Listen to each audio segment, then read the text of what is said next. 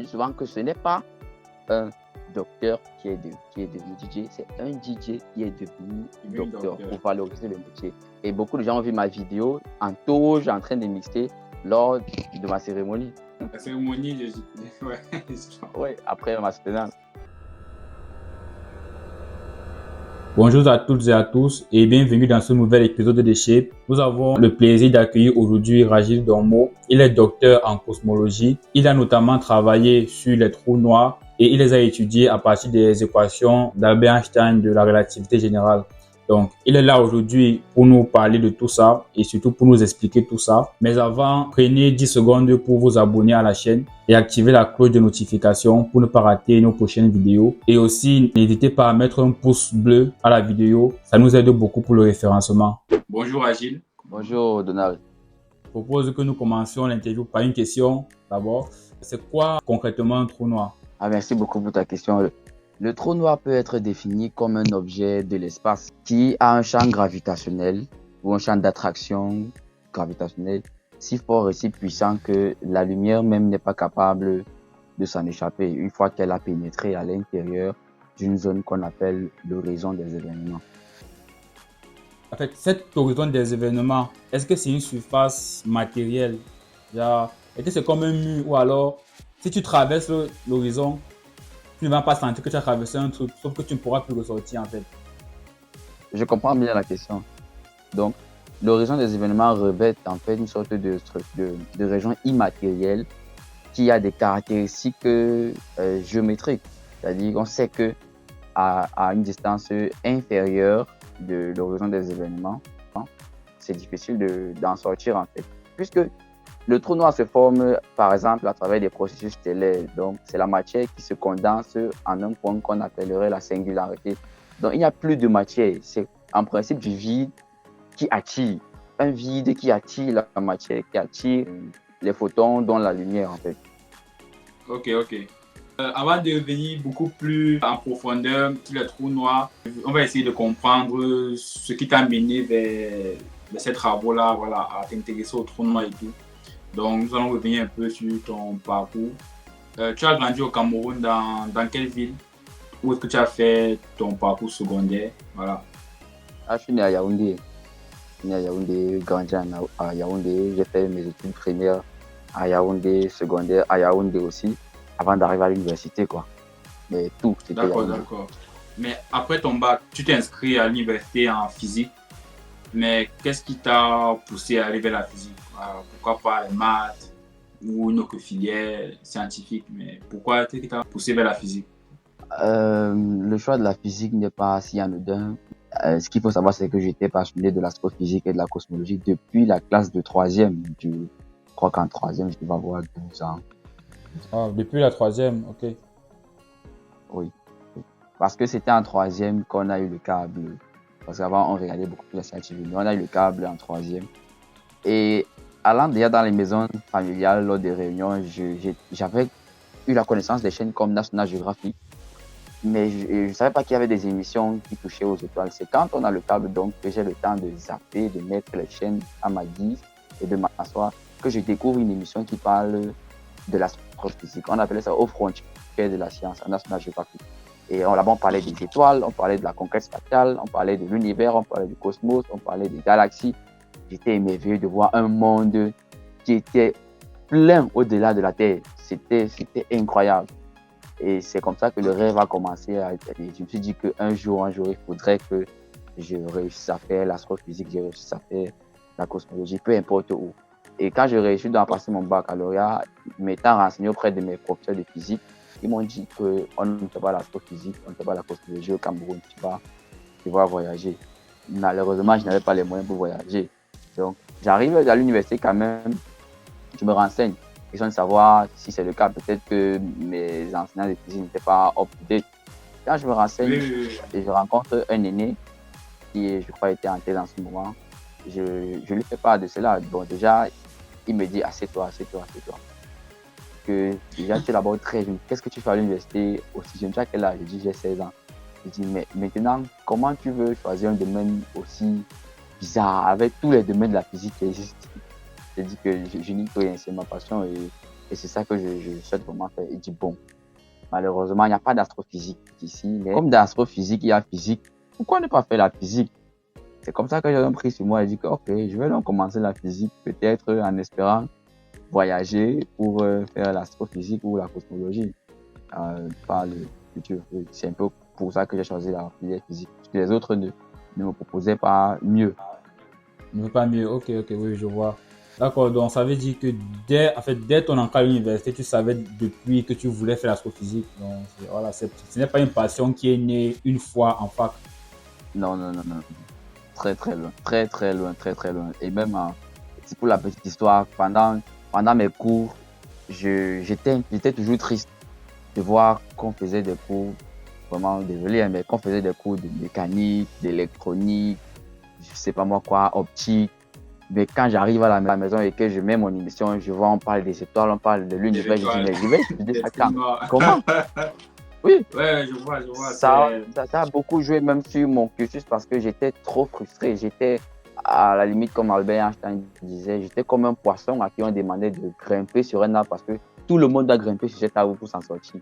J'étais vraiment abasourdi, mais il fallait pas échouer, donc il fallait ne serait-ce que avancer pour faire plaisir aussi à ceux qui se sont sacrifiés pour progresser. Donc c'était pas facile d'évoluer en filière physique alors que dans ta tête tu rêves de faire autre chose. Pour me consoler, et mon père aussi me consolait beaucoup parce qu'il m'achetait des documents de sciences et vie où je feuilletais quand on parlait des étoiles ou de la naissance de l'univers.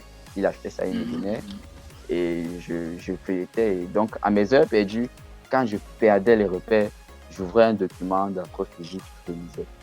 Chaque fois qu'on finissait les compositions au secondaire ou à l'université, premier réflexe, c'était d'aller ouvrir un document d'astrophysique, un document de cosmologie. Et c'était un Oh, c'est plaisir. super.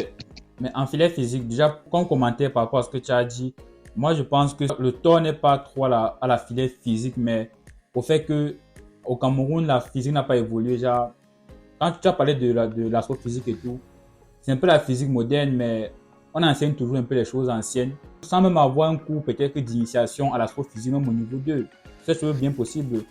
Un cours d'initiation où on parle vaguement des planètes, comment une planète se forme, comment les étoiles se forment. On décrit ça comme ça, même sans équation, mais juste initiation à l'astrophysique. Et même pourquoi même pas un cours de relativité générale. J'aurais été le meilleur étudiant. Oui, voilà. Normalement, je pense que ce sont des choses qui devraient se faire, en fait, se mettre à jour, quoi. Mais disons que le Camerounais a peur d'affronter l'inconnu, d'affronter des choses pour lesquelles il va se poser des questions qui sortent du commun. C'est ça que j'ai trouvé dommage. Oui, ça a été une période critique aussi pour moi parce que déjà, comme on demandait de valider pour arriver au master, j'ai validé net, c'est tout simple ce qu'il fallait. Et en master 1, il fallait aussi valider pour le master 2, j'ai validé net ce qu'il fallait. Et j'ai choisi la mécanique en fait. Parce que je m'étais dit, quand je vois les autres spécialités là, électronique, je vois géophysique, je vois climatologie, c'est tellement précis que j'ai l'impression que je veux trop m'éloigner de ma passion. Je dis, alors qu'il y a un laboratoire de mécanique générale, mécanique des systèmes complexes, je dis que bon. Mécanique générale, là, quand même. Ouais, je vois. Peut-être on peut tourner autour des systèmes de manière générale et je ne veux pas trop me casser la tête à faire des trucs qui ne m'impressionnent pas, qui ne m'attirent pas, quoi. Et à tout hasard, le professeur de mathématiques qui me donnait cours de master en physique était dans une équipe de recherche de cosmologie. Je ne savais pas. Mais ce qui faisait ma force, c'était que je parlais de ça, je parlais de mon domaine à tout bout de champ. Donc, pratiquement toute ma promotion, y compris mes aînés, savaient que j'étais passionné par ça. Si bien que je formais même des cadets qui étaient passionnés par ça avec les cours que j'ai suivis sur Sciences et Vie, sur National Geographic, sur Inkata Junior. J'avais tout un cahier qui me permettait d'enseigner tout ce qui disait que j'étais aussi passionné de ça. J'ai vraiment partagé cela. Et un jour, donc, il y a un aîné qui me rencontre et se rend compte que je parle des choses qu'on ne parle pas beaucoup au campus. Il dit, vous êtes en train de parler de quoi là-bas? Je dis qu'on est en train d'étudier l'évolution des étoiles, on est en train de montrer comment une étoile peut exploser en supernova pour donner naissance à une étoile à neutron ou un trou noir. Il dit, wow, calme-toi. Quand on parle d'un domaine aussi complexe, on commence à la base. Tu parles de quoi juste? Là, je dis, ok, on est en train de parler de l'astrophysique, on est en train de parler de la cosmologie. Je dis, ah, ok. essaye de causer avec ton prof de mathématiques. Il peut t'encadrer dans le domaine. J'ai dit, ah bon? Et je me suis dit, mais on a passé le temps à me dire que tu ne peux pas faire ça au pays, il va falloir que tu voyages. Oh, les résultats académiques que j'avais ne me permettaient pas de voyager à cause de ma passion pour le domaine. Et subitement, quelqu'un me dit, tu peux le faire. J'étais comme dans un rêve. Ce qui fait que la semaine qui a suivi, où on a fait cours avec lui, je me suis assis au bout pour la première fois. Il s'appelle professeur Botou Thomas. Il est chef du département de génie informatique à Polytechnique de Yaoundé. Quand il a fini de faire cours, il est monté. Je l'ai rapidement croisé, il dit bonjour prof. Je dis bonjour. J'aimerais travailler avec vous en master 2 l'année prochaine en astrophysique cosmologie. Il dit d'accord, il n'y a pas de problème. Valide d'abord ma mathématique. Je dis, hey, ça peut être vrai. Là, j'ai dit que mais l'affaire là, ça devient sérieux. Oui, ça devient... oui, c'est comme... C'est pas la blague. C'est pas la blague. Je suis donc allé, j'ai pas attendu le master, vraiment. C'était plus fort que moi. Je suis allé voir. J'ai dit que pour passer, c'est possible d'avoir les cours de master, de mathématiques pour m'imprégner de la chose, comme ça en attendant que les cours commencent, les cours de master 2 et la recherche commence. J'ai dit qu'il n'y a pas de problème. Il m'a donné les cours de géométrie différentielle, de topologie générale. J'ai dit, mais c'est encore quoi ces mathématiques-là? Mais je ne voyais pas ça comme une barrière. Je voyais ça comme une, voilà. Je voyais ça comme une opportunité pour comprendre le domaine qui se rapproche de ce que je fais. J'ai commencé à lire ces documents jusqu'à ce que les phases de composition en master 1 arrivent avant de mettre pause. Et c'est comme ça qu'en master, quand j'ai fini, donc, je m'avais le voir. Je dis, prof, c'est bon, j'ai terminé. Il dit, tu as validé ma mathématique. Je dis, prof. Il dit, ah, ok, c'est bon. On va donc commencer. Mais sache que j'ai formé quelqu'un avant toi. Et c'est là que je me rends compte que mon aîné, le docteur Zangaki, m'avait dit que le prof Macandré, il avait assisté à la finale de thèse du professeur Mahamat Saleh qui est à Mawa, qui est mon directeur de thèse. Et c'est pour ça que le professeur Botu me dit que j'ai formé quelqu'un avant toi, qui est cosmologiste aussi, et il est à Mawa. Je dis, hey, il y a quelqu'un avant moi, ça c'est intéressant. Je me suis demandé qui peut bien avoir étudié ça avant moi. Ouais, qui t'a devancé. Oui, il me donne son adresse mail de le contacter. Bon, je dois aussi avouer que du côté de la famille, c'était pas facile parce que on savait que tout Camerounais, quand il arrive, tout Camerounais jeune, j'étais vraiment très jeune, passer le bac à 16 ans à l'époque, ça ne courait pas les rues. J'étais doué pour une carrière d'ingénieur, médecin, enseignant, mais la famille se rendait compte que je n'arrivais pas à procéder ainsi. C'était un peu gênant et subitement, je vais me lancer dans un domaine de recherche qui est encore bizarre, fermé. C'était pas facile de les convaincre, mais j'ai réussi à le faire et ils ont accepté. Quand je vais donc voir le professeur Mahamat Saleh, je communique avec lui parce qu'il est à Marois, il n'est pas. Je contacte le professeur Boitou, le professeur Boitou dit, ah oui, j'ai oublié de faire part du fait que quelqu'un devait le contacter. Et après, je reçois un mail. Je te rassure, le mail là m'a marqué jusqu'à présent. Le professeur, il disait, bonjour Rachel, merci pour l'intérêt que tu portes pour ce domaine de la physique, l'un des moins explorés au Cameroun et en Afrique en général. Et pour ce début de recherche, d'initiation à la recherche, je te donne cet article qui traite des trous noirs, de la radiation de Hawking, de l'énergie noire et de la thermodynamique. Mon cœur a fait un jar. J'ai dit que non, l'affaire, si ça peut être le faux. J'ouvre un peu l'article qu'il m'a envoyé. Je crois que c'était l'article des Ouzbékistanais. Je prends l'article, je lis l'intitulé. Ça parle des trous noirs. Je lis l'abstract.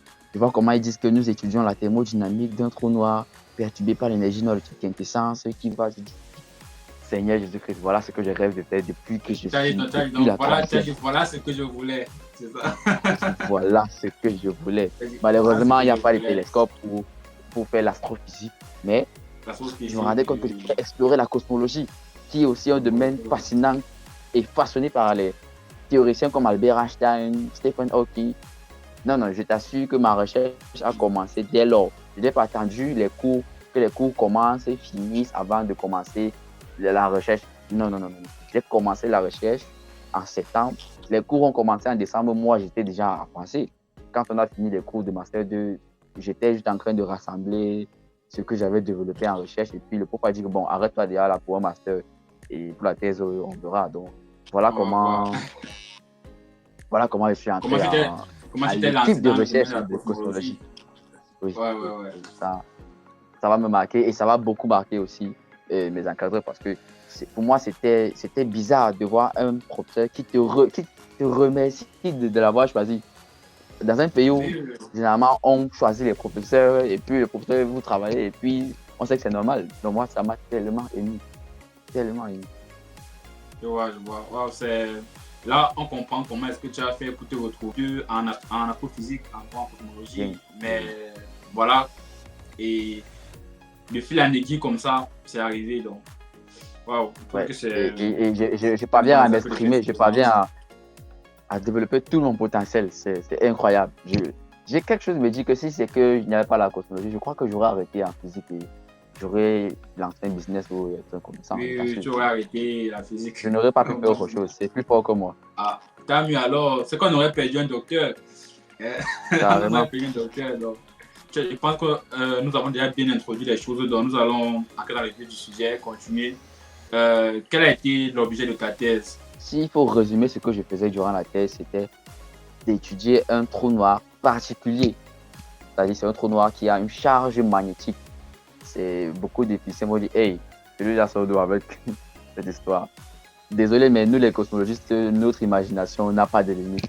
On a la possibilité de tenir compte de supposer l'existence des charges magnétiques pour résoudre certains problèmes complexes de la physique, et parmi lesquels la singularité. Le trou noir, malheureusement, d'après la théorie de la relativité générale, est une solution qui contient une singularité. Et pour réussir à la casser, ce n'est pas évident. Parce que quand on parle de singularité, on parle de problèmes de mesure à ce niveau-là. Et des physiciens comme James Barden, dans les années 30, 60 et consorts, ont réussi à proposer des modèles pour contourner la singularité. Et pour ça, il fallait tenir compte de l'existence des charges magnétiques. Parce qu'en tenant compte des charges électriques, on aboutissait aux singularités. Par exemple, le trou noir de Redsted-Nostron. C'est vrai que c'est mieux, Avec les trous noirs. de commencer pas à pas. Parce que là, tu risques de commencer pas à pas à Vous perdez déjà au début. Oui, c'est mieux d'avoir défini la thermodynamique des trous noirs. La Ok. thermodynamique des trous noirs, c'est quoi? Est-ce que tu me permettrais déjà de dire physiquement ce que c'est que les trous noirs d'après leur classification de la masse, pour que les gens Oui, ne bien disent sûr. pas qu'on est en train de parler des choses utopiques ou qui n'existeraient Bien pas. sûr, bien sûr. Commence par là où tu estimes que c'est le plus pédagogique. Je sais Oui. pas. Et je vais commencer par les deux preuves les plus extraordinaires. La première, c'est l'image de l'ombre du trou noir. Parce qu'on dit souvent l'image, non, en fait, c'est l'image de l'ombre du trou noir qui a été publiée en 2019, le trou noir M87, qui est situé à beaucoup de millions d'années-lumière de la Terre et qui a fait le tour du monde. Ça, c'était une preuve vraiment palpable. L'Event Horizon Telescope. Voilà, de l'Event Horizon Telescope. Ils ont réussi à se rapprocher le plus possible de l'horizon des événements dont on parlait tout à l'heure. Et l'autre preuve, c'est la détection des ondes gravitationnelles, toujours prédites par la théorie de la relativité générale, et qui ont été émises à la suite d'une collision entre deux trous noirs. Et la collision des deux trous noirs a donné naissance à un autre trou noir qu'ils ont réussi aussi à détecter et à déterminer la masse. Donc ça, ce sont des preuves vraiment. Tout le monde peut aller sur le net, taper ondes gravitationnelles, taper preuve de l'image des trous noirs et comprendre qu'on ne parle pas de la sorcellerie. Ok. Les trous noirs astrophysiques se classent selon leur masse. Et il y a les trous noirs les plus petits et visibles qu'on appelle les trous noirs stellaires, qui, eux, sont nés de l'effondrement gravitationnel des étoiles. Donc, les trous noirs stellaires sont nés de l'effondrement gravitationnel d'un type d'étoile qui est appelé étoile supermassive. Et leur masse est entre 3 à 5 fois la masse du Soleil. Ensuite, il y a les trous noirs supermassifs. Eux, au lieu de 3 à 5 fois, eux, c'est de 1 million à 1 milliard de fois la masse du Soleil.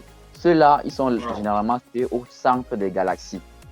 Et ils dominent vraiment la gravité des galaxies, mais rien qu'au centre. Parce que, après tout, quand on s'éloigne, la gravité baisse aussi. Mais entre ces deux types de trous noirs, il y a ce qu'on appelle les trous noirs intermédiaires. Eux, c'est de 1000 à 5000 fois la masse du Soleil. Ça, c'est pour le moment, on n'arrive pas encore à découvrir comment ils sont formés. Même les trous noirs supermassifs, c'est encore difficile à savoir. Après ces trous noirs, il y a ce qu'on appelle les trous noirs primordiaux. Ça, ce sont des trous noirs hypothétiques parce qu'on dit qu'ils se seraient formés peu de temps après le Big Bang et évaporés, suivant ce qu'on appelle la radiation de Hawking dont tu parlais. Donc, ce que je pourrais aussi ajouter pour que les Camerounais comprennent l'essence même des trous noirs, c'est la vitesse de libération. En effet, on sait qu'un avion n'est pas capable de quitter l'atmosphère terrestre, de quitter la planète Terre parce qu'il ne peut pas atteindre sa vitesse de libération, c'est-à-dire la vitesse qu'il lui faut pour quitter complètement le champ gravitationnel terrestre et aller dans l'espace. L'homme a créé des fusées et les fusées en sont capables. Mais tu te rends compte de la vitesse qu'il faut pour une fusée pour décoller de l'attraction gravitationnelle, n'est-ce pas? Oui, je crois que c'est en tout cas 11 km par seconde pour se libérer. Bon, je pense Voilà, la vitesse de libération sur la Terre, c'est 11 km par seconde. Bon, peut-être pour que ceux qui n'ont pas l'habitude puissent comprendre. Déjà, si on lance en l'air une pierre, elle va retomber. Mais si on pouvait la lancer avec une vitesse supérieure ou égale à 11 km par seconde, elle s'échapperait de l'attraction terrestre. Et tu conviens avec moi que si la lumière qui provient du soleil arrive sur la Terre, pénètre, mais réussit à ressortir, non? À travers des phénomènes de réflexion, réfraction, etc. Mais ce n'est pas bloqué, en tout cas, la totalité n'est pas bloquée. Parce que la gravité ne peut pas non plus l'empêcher de sortir. Par contre, pour le trou noir, la vitesse de libération, c'est la vitesse de la lumière. Ce qui veut dire que lorsqu'une particule est entrée dans un trou noir, pour s'échapper, il faut dépasser la vitesse de la lumière. Donc, rien ne peut s'échapper d'un trou noir. Si vous entrez dans un trou noir, on ne peut que vous dire adieu pour le moment, du point de vue classique. Pour la radiation d'Hawking, il faudra expliquer le mécanisme, comment est-ce que le trou noir fait pour s'évaporer, pour rayonner. Oui. Du point de vue classique, on sait que le trou noir ne peut rien émettre, puisque rien ne peut dépasser la vitesse de la lumière. Mais quand on tient compte des phénomènes quantiques, on se rend compte qu'il pourrait arriver que ce soit le cas. Donc, pour le moment, on n'a pas encore de preuves observationnelles. Si on avait eu des preuves observationnelles, je crois que Stephen Hawking, qui est l'un des fondateurs de la thermodynamique des trous noirs, aurait eu un prix Nobel. Donc, pour revenir à ta question, tout a commencé avec les travaux de Stephen Hawking lorsqu'il s'est rendu compte qu'on peut quantifier la surface des trous noirs, on peut calculer son aire, on peut même quantifier cette aire-là. Et il a donc réussi à établir ce qu'on appelle les lois de la mécanique des trous noirs. Ces lois de la mécanique lui permettaient de comprendre que, par analogie à la thermodynamique des trous noirs, où par exemple on a le second principe qui dit que l'entropie d'un système isolé est toujours croissante, il a constaté que l'aire d'un trou noir est aussi supposée être toujours croissante. Et plus tard, donc, ils ont compris qu'on peut rattacher les processus thermodynamiques au trou noir. C'est donc comme ça qu'ils ont fondé les lois de la thermodynamique des trous noirs. C'est-à-dire, la première loi de thermodynamique existe. La première loi de la thermodynamique des trous noirs existe aussi. Autant un système peut avoir une entropie, autant un trou noir peut avoir une entropie qui est tout simplement proportionnelle à son aire. Donc, de manière grosso modo, c'est... Donc, on a fait une correspondance entre la thermodynamique classique, c'est-à-dire la théorie de l'échange de la chaleur entre un système et son environnement. On a fait une correspondance entre ça et les caractéristiques d'un trou noir, en fait. On a vu qu'on avait à peu près les mêmes comportements. Et oui. On a vu que considérer un trou noir comme système thermodynamique pourrait permettre d'avoir des comportements comme si c'était un système ordinaire. Similaire comme un système thermodynamique. Parfois sort des choses extraordinairement bizarres. Comme par exemple, quand on calcule la capacité thermodynamique d'un trou noir, on se rend compte que plus on ajoute de la chaleur, plus il se refroidit. Paradoxal. Wow. C'est ça. Donc le trou noir, plus on met la chaleur, plus sa température baisse. Oui, si tu lui sers une tasse de thé très chaude, sa température va chuter. Ok, je vois. Mais la température d'un trou noir n'a pas le même sens physique que la température justement, parce que classique. Premièrement, tu ne vas pas aller mettre un thermomètre pour mesurer la température d'un trou noir. Ça, vraiment, c'est que le thermomètre et toi, vous allez disparaître. Et deuxièmement, ce n'est pas comme si ce sont des particules qui se frottent avec agitation et tout. Non. Justement, c'est un peu plus complexe que ça. Ça n'a pas le même sens physique, en fait. Voilà. C'est pour ça qu'il y a ce comportement. C'est pour ça qu'on a du mal à quantifier les ordres de grandeur. On peut juste tabler sur l'évolution, la dynamique de cette température. Est-ce qu'elle est capable de croître? Est-ce qu'elle est capable de décroître? Qu'est-ce qui perturbe son évolution au cours du temps ou alors au cours de l'évolution de l'air du trou noir? Donc, Stephen Hawking s'est rendu compte qu'il est possible que les trous noirs puissent émettre un rayonnement. Mais pour y arriver, ils vont devoir traverser la barrière de potentiel de manière bizarre à travers un processus quantique qu'on appelle l'effet tunnel. Donc, c'est-à-dire, la particule n'a pas suffisamment d'énergie pour s'échapper du trou noir, mais réussit à créer un tunnel pour pouvoir s'échapper. C'est un peu ça. Et généralement, on se base sur le fait que le vide, en fait, n'est pas vide. Il veut revenir sur le vide quantique. Par contre, je suis sûr que quelqu'un qui n'est pas physicien puisse comprendre quelque chose de ce qu'on a dit là. En gros, dans la théorie quantique, ce qu'on appelle le vide ne contient pas rien, voilà, mais il est constitué de particules qui ont des énergies plus basses que leur énergie de masse et donc ne peuvent pas être détectées ou bien ne peuvent pas interagir. Mais il y a ce qu'on appelle des fluctuations du vide, ce qui fait que ces particules peuvent emprunter soudainement de l'énergie au vide, se matérialiser, et quand elles se matérialisent toujours en paire. Donc on a une particule et une antiparticule, électron, positron par exemple. Il est possible que le trou noir crée un effet de marée suffisamment fort pour avoir des implications sur les processus quantiques au voisinage du trou noir et réussir à déchirer la paire de particules ou alors d'électrons, positrons créés dans ce vide-là. Donc, ce vide se voit déchiqueté complètement et on a donc des électrons qui se pénètrent et on aurait des positrons qui s'échapperaient par effet tunnel pour sortir. C'est vrai que ça n'a pas encore été détecté, mais des centaines de physiciens dans le monde travaillent sur ça, y compris moi, bien sûr, avec notre équipe au Cameroun. Ok, je vois. Bon, en décrivant ton travail de thèse, tu as également mentionné beaucoup de thèmes. Quand tu as parlé d'énergie noire, de type quintessence, tu as parlé de matière noire, tu as parlé des équations d'Einstein de la relativité générale. Bon, j'aimerais qu'on revienne d'abord sur la relativité générale. Que dit la théorie de la relativité générale d'Albert Einstein? En gros, la théorie de la relativité générale d'Einstein dit beaucoup de choses. Je vais prendre quelques petites à l'intérieur. Oui, le principe c'est quoi? Juste ça. Moi, je vais aller d'une manière basique, c'est-à-dire pour celui qui n'a pas fait de cours. Je vais juste essayer de présenter une sorte de modélisation de la conception de la gravité selon la théorie de la relativité générale et la comparer à celle de selon Newton.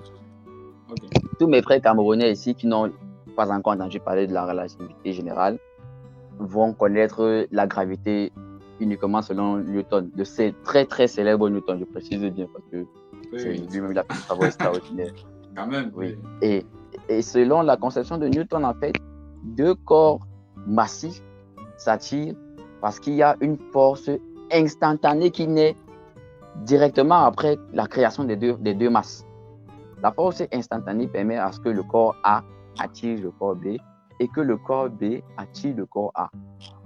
Mais pour Albert Einstein, ça causait un problème, je ne sais pas comment les scientifiques appellent ça. Conceptuel. On va dire causalité, mais disons conceptuel. Parce que ça voulait dire qu'il y a une information qui voyage plus vite que la lumière. D'autant plus que le résultat que tu as évoqué sur le fait qu'aucune information ne peut dépasser la vitesse de la lumière, c'était un résultat de la théorie d'Albert Einstein lui-même. Oui, donc, la relativité restreinte. Lorsqu'il essayait de combiner la mécanique classique avec ça ne passe pas pour lui. Ouais. Ok. Oui. Et maintenant, donc, il s'est dit, si on essaie de changer la conception même de la gravité, c'est-à-dire, si on essaie de considérer que la gravité n'est plus une force, mais une sorte de tissu spatio-temporel qui est courbé par la matière. C'est-à-dire, tout le monde peut fermer les yeux, s'imaginer sur son matelas, prendre son coup de main pointé comme ceci, appuyer sur le matelas. Il va bien voir comment le matelas se courbe. Maintenant, si tu prends une bille, tu poses loin de la zone courbée, tu tapes la bille va aller en ligne droite. Par contre, si c'est que tu passes la bille dans le creux formé par ta main, quand tu vas pousser la bille va se mettre à tourner autour, tourner.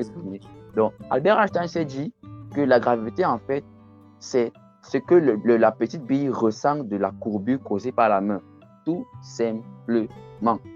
Et plus le corps est massif, plus il tord le tissu spatio-temporel et donc plus la masse qui est à côté est attirée. Donc, ce qui veut dire que la Lune suit la courbure engendrée par la Terre. La Terre suit la courbure engendrée par le Soleil. Voilà. Il n'y a pas une force instantanée. Ça ne veut pas dire que c'est faux. Parce que dire que la théorie de Newton est fausse voudrait dire qu'on remet en cause tout ce que ça a permis d'obtenir, les bâtiments, Oui. la sécurité, les routes, l'aviation, Voilà, je vois. la Donc, conquête spatiale. c'est juste un modèle qui Voilà, n'est plus valide à un certain niveau. voilà, à une certaine échelle. Et cette Voilà. échelle-là, c'est dans des échelles de gravité hyper massives. C'est vrai que d'après la théorie de la relativité générale, la gravité ne serait que un effet de la déformation de l'espace-temps, quoi. C'est-à-dire, l'espace est déformé par les masses qui s'y trouvent et l'effet que ça cause sur les masses autour, c'est ça la gravité. Et cette déformation se propage à la vitesse de la lumière. Oui, les fameuses ondes gravitationnelles dont tu as parlé tout à Ou l'heure. alors les gravitons, mais qui n'ont pas encore été détectés à nos jours. Ces particules qui seraient responsables de l'interaction gravitationnelle, autant que les photons responsables de l'interaction électromagnétique. Tu as parlé de l'énergie noire ou quintessence. Oui, et la matière noire. Je Oui, vais aller de manière brève dessus parce que je n'ai pas étudié l'énergie noire, je n'ai pas étudié la matière noire. J'ai seulement étudié les effets qu'ils peuvent apporter sur le trou noir. Donc, en gros, c'est le trou noir que j'ai étudié, ou du moins la thermodynamique du trou noir. L'énergie noire vient du concept selon lequel les scientifiques se sont rendus compte que l'univers n'est pas statique, mais en expansion. Et en plus, cette expansion, elle est accélérée. Tout a commencé, je crois, dans les années 1930, lorsque Edwin Hubble, ayant déjà observé que l'univers n'était pas fait que de notre seule galaxie, mais de beaucoup de galaxies, a réussi encore à démontrer que toutes ces galaxies-là sont en train de nous fuir. En train de nous fuir. Et plus ils observaient les galaxies éloignées, plus la vitesse de fuite était élevée. Et à cette époque-là, et même à l'heure actuelle, on ne connaît que 5 interactions. L'interaction forte, l'interaction faible, l'interaction électromagnétique et l'interaction gravitationnelle. Aucune de ces forces n'est capable d'agir comme telle. Donc, il fallait supposer l'existence soit d'une 5e force, soit alors d'une entité, oui, 5e interaction, soit alors d'une entité qui serait responsable de cette anomalie-là. C'est donc comme ça que les scientifiques, dans les années 98, ont proposé qu'il y aurait une énergie mystérieuse appelée énergie sombre qui causerait cela. Côté matière noire maintenant, l'observation a été faite dans les années aussi 1930 où le scientifique Przycki s'est rendu compte que les étoiles au bord des galaxies tournaient beaucoup trop vite pour rester cohérent. Parce que quand on prend la gravité, la théorie de la gravité dit que ce soit selon Einstein comme Newton, elle dit que plus on s'éloigne du centre de gravité, plus la planète, par exemple, diminue sa vitesse. Donc, ça veut dire que la planète, Pluton, qui n'est plus une planète, tourne malheureusement moins vite que les planètes qui sont au centre, à proximité du Soleil. Oui. Mais quand ils zooment à l'échelle d'une galaxie, ils se rendent compte que ce n'est pas le cas. Ils se rendent compte que les étoiles qui sont au bord de la galaxie tournent aussi vite que les étoiles qui sont au centre, ce qui n'est pas cohérent. Parce qu'à une telle vitesse, normalement, les étoiles devaient fuir et les galaxies devaient complètement se déchirer. Il s'est donc dit qu'il est possible que la galaxie pèse 100 fois plus que ce que ça nous laisse croire. Et donc, il y a une autre masse manquante qu'ils ont donc à suggérer plus tard, dans les années 30 aussi, la matière noire qui serait responsable de ces anomalies-là. En fait. Et pour résumer, l'univers tel qu'on le connaît à nos jours ne serait constitué qu'en fait que de pratiquement 4,9 à 5% de ce qu'on connaît réellement, ou du moins de ce que tous les scientifiques étudient, que ce soit les planétologues, les géologues, les physiciens qui travaillent sur les matériaux, sur la matière. Nous tous, nous ne travaillons que sur pratiquement 5% du contenu de l'univers. C'est celui que nous connaissons. Parce qu'il y a pratiquement 75% d'énergie noire et pratiquement 20% de matière noire qui reste encore à élucider, sans compter les trous noirs qui sont encore mystérieux. Ok, je vois. Donc, donc je vais essayer de résumer encore. Voilà. Pour m'assurer que c'est clair. Donc, tu as dit donc, c'est que l'énergie noire est introduite pour expliquer l'expansion accélérée de l'univers. Voilà, donc, vous la considérez un peu comme une sorte de 5e interaction, 5e force qui expliquerait cette accélération. Le fait que l'univers soit en expansion accélérée pose problème parce qu'il faut dire, comme à grande échelle, on a dit, la gravité domine et elle est attractive. Donc, normalement, même si l'univers est en expansion, ça devait ralentir plutôt. Parce que la gravité est en train d'essayer de rassembler tout. Donc, si elle l'accélère plutôt, ça veut dire qu'il y a un truc qui vient vraiment contrecarrer la gravité et même la dépasser. Exactement, comme les Anglais disent souvent push forward. Ok. Voilà. Donc, et la matière noire, C'est-à-dire que c'est parti de l'observation de Suzuki qui a remarqué que la vitesse de rotation autour des galaxies était beaucoup plus grande que ce à quoi on s'attendait par rapport à la masse qu'on avait dans la galaxie, et que pour avoir le comportement qu'on observait, il fallait augmenter à peu près 100 fois plus de masse que la masse qu'on est capable d'observer. Et c'est ça, la masse manquante là, c'est la matière noire. Ce serait la matière noire. Ok, ok, en tout cas, c'est ça qu'on appelle la matière noire. C'est manquant, ça on appelle la matière noire. Et on a supposé que ça peut être la matière noire. Mais sans vouloir tout couper, il y a des théories qu'on appelle mondes, en fait, théorie modifiée de la gravité, qui essayent de dire qu'en fait, la théorie d'Einstein peut être complétée sur une base selon laquelle, à certaines échelles, la forme de la gravité change. Et ça essaye donc d'épouser le fait que l'univers soit en expansion à grande échelle, ou que les étoiles tournent beaucoup plus vite à grande échelle, etc. C'est un modèle que d'autres cosmologiques sont en train de travailler, et d'autres astrophysiciens observent aussi. Ok, donc soit il manque vraiment une masse, et c'est la matière noire qu'on cherche, soit il ne manque rien, mais il faut modifier les équations d'Einstein de la gravité pour avoir les bonnes équations. Ok. Vu que tu as déjà soutenu ta thèse, tu as achevé, quelles sont tes contributions dans ce domaine-là? Quelles sont les contributions ou la contribution majeure que tu as apportée au long de ta thèse avec ton équipe de recherche? Bon, le premier article qu'on a publié en 2021, le but était de mettre en évidence comment est-ce que la rotation peut influencer la thermodynamique d'un trou noir. Donc, on sait que les trous noirs, la plupart du temps, sont rotatifs. Donc, on voulait savoir comment est-ce que la rotation est capable de les influencer. Et aussi, l'énergie noire, pareil. Donc, on voulait voir comment est-ce que quand on combine l'énergie noire et le fait que le trou noir rote sur lui-même, quelles sont les conséquences de la thermodynamique. Par exemple, on a réussi à constater qu'il est possible que les trous noirs rotatifs réussissent à perdre leur masse avec le temps. Ça, c'était les résultats de l'article de 2021. Et aussi, on a réussi à montrer qu'ils peuvent se stabiliser. En 2023, le deuxième article, le but a été d'inclure la matière noire et l'énergie noire pour un processus qui concerne le trou noir. Et bien sûr, il y a beaucoup de résultats qui ont été mis en évidence, c'est-à-dire que ce soit la température, l'entropie. Il fallait réussir à déterminer comment est-ce que ces paramètres se comportent en présence d'énergie noire et de matière noire, ce qui n'avait pas encore été fait pour le cadre de trou noir, chargé magnétiquement encore, je précise bien, chargé magnétiquement. Voilà.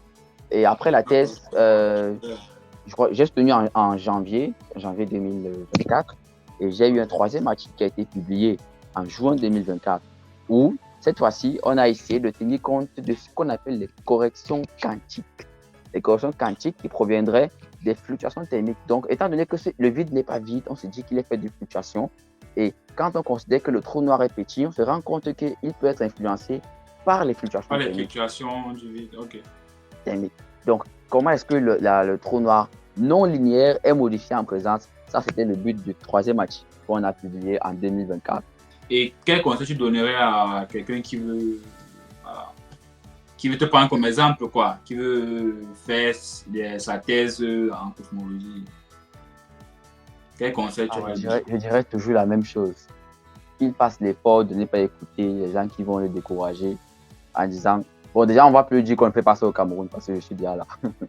Voilà. Mais il ne faut pas qu'on le décourage en disant que ça va servir à rien, tu ne vas pas résoudre un problème de la société, ça va nous aider à quoi? Non.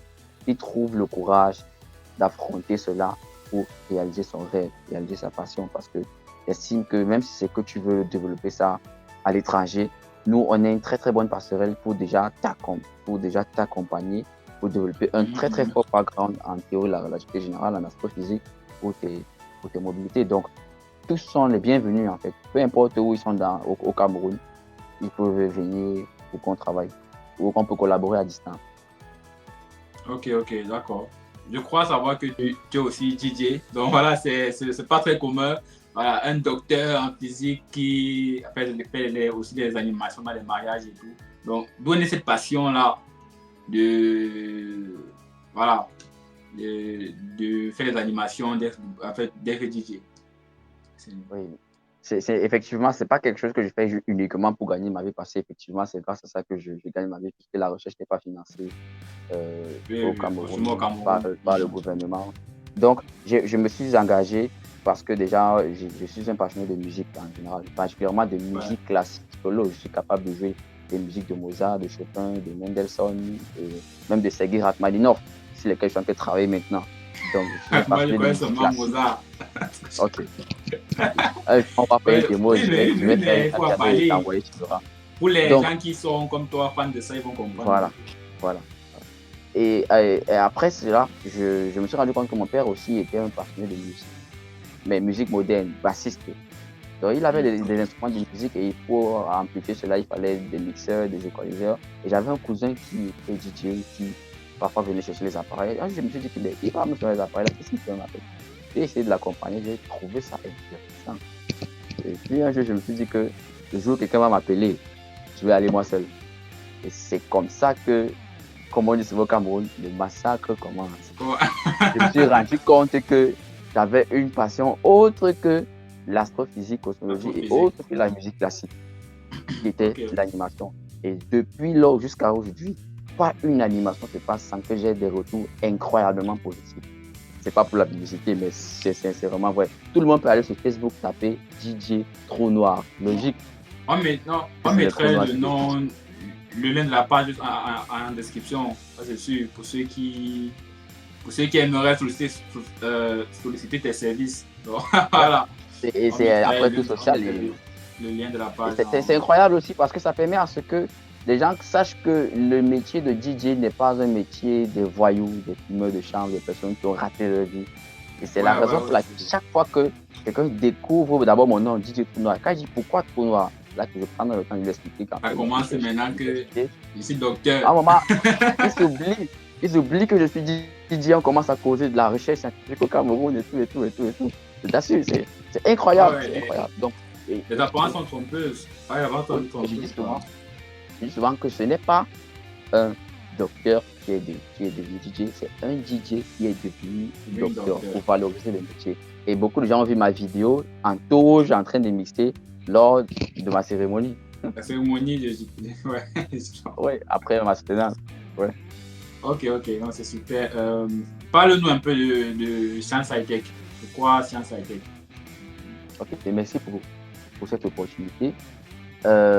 Science High Tech, c'est une chaîne que j'ai créée en 2018. Je crois que tu faisais aussi partie de ceux-là qui ont beaucoup contribué à Science High Tech. Merci d'ailleurs. Le but était de donner la visibilité à ces personnes-là qui étaient toujours pratiquement cachées dans les laboratoires, que tout ce qu'ils faisaient restait dans les laboratoires et n'était valorisé pratiquement qu'à l'international. Sauf quand quelqu'un avait reçu un truc tellement extraordinaire qu'on se sentait obligé de le faire. Donc, je me suis dit qu'il était temps de donner de la voix aux chercheurs camerounais. Créer une tribune rien que pour eux. Où les chercheurs vont s'exprimer, les chercheurs vont écouter d'autres chercheurs, causer de ce qu'ils ont fait. Et c'est comme ça qu'avec le temps, on s'est transformé en association qu'on appelle aujourd'hui APCASTER, qui veut dire Association pour la promotion de la recherche scientifique et technologique camerounaise, qui va au-delà des interviews et va en fait toucher le secteur des étudiants pour faire des conférences grand public pour promouvoir la science et même des workshops entre les chercheurs pour promouvoir les résultats de recherche. Ok. En tout cas, on mettra aussi le lien de la chaîne en description. Merci beaucoup. Au moins, avec ça, quand quelqu'un dit que ce que tu fais n'est pas utile, tu dis que voilà, j'ai créé une initiative utile. Pardon, allez regarder, vous me laissez ma contribution tranquillement. Non, mais moi, comme on l'a dit, moi, je ne dirais pas que ce n'est pas utile. La notion d'utilité, en tout cas, je pense qu'on aura l'occasion d'organiser peut-être un live pour débattre rien que de ça. Parce que sinon, on sera trop long. Et ce serait bien aussi de prendre l'avis des autres personnes et débattre de ça. C'est intéressant. Ok, en tout cas, ce sera le mot de la fin. Je tenais encore à te remercier pour l'interview, d'avoir accepté l'interview. Je tenais à rappeler à tous ceux qui nous suivent de s'abonner à la chaîne si ce n'est pas encore fait. et de partager sur les réseaux notre contenu afin que le maximum de personnes puissent bénéficier de tout ce qu'on se dit là. Si vous avez des questions, n'hésitez pas à les poser en commentaire. Je suis sûr que Ragil pourra prendre un peu de temps pour passer répondre aux questions. Voilà. Si vous n'avez pas compris quelque chose, voilà. Et voilà, il dit même beaucoup de temps. Et surtout, laissez un pouce bleu à la vidéo, ça aide énormément pour le référencement de notre chaîne. Voilà. Donc, rendez-vous la semaine prochaine